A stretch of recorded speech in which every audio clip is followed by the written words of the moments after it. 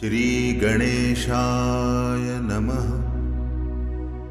ॐ अस्य श्री हनुमान् वडवानल स्तोत्रमन्त्रस्य श्रीरामचन्द्र ऋषिः श्री वडवानल हनुमान् देवता मम समस्त रोग प्रशमनार्थम् आयुरारोग्यैश्वर्याभिवृद्ध्यर्थं समस्त पापक्षयार्थं सीतारामचन्द्र प्रीत्यर्थं हनुमान् वडवानल स्तोत्र जपमहं करिष्ये। ॐ ह्रां ह्रीं ॐ नमो भगवते श्रीमहाहनुमते प्रकटपराक्रम सकलदिङ्मण्डलयशोवितानघवलीकृतजगत्त्रितय वज्रदेहरुद्रावतार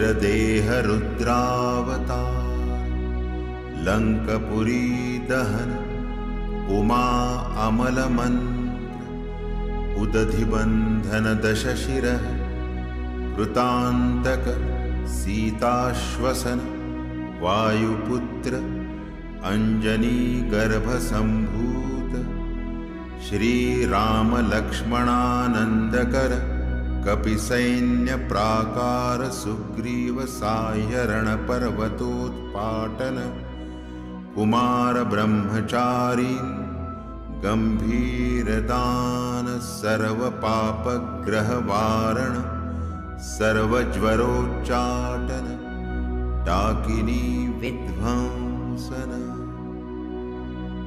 ॐ ह्रां ह्रीं नमो भगवते महावीरवीराय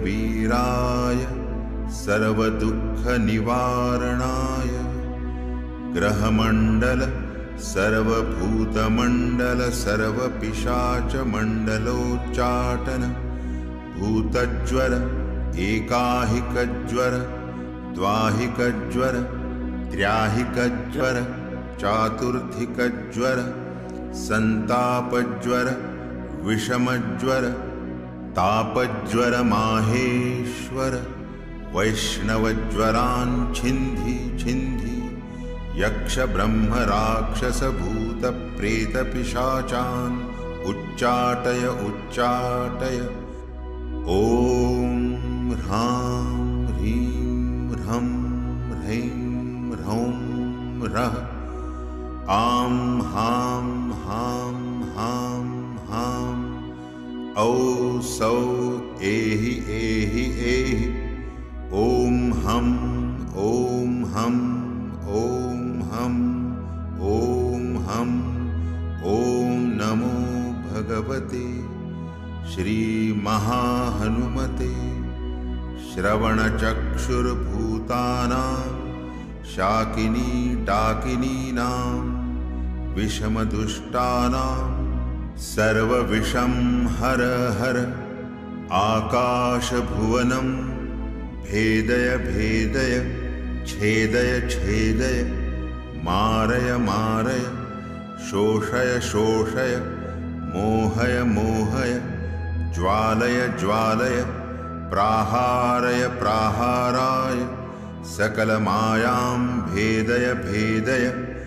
ॐ ह्रां ह्रीं ॐ नमो भगवते महाहनुमते सर्वग्रहोच्चाटन परबलं क्षोभय क्षोभय सकलबन्धनमोक्षणं कुरु कुरु शिरः शूलगुल्मशूल सर्वशूलान् निर्मूलय निर्मूलय नागपाशानन्तवासुकितक्षक कर्कोटककालियान् यक्षकुलजलगत बिलगत रात्रिञ्चर दिवाचर सर्वान् निर्विषं कुरु कुरु स्वाहा।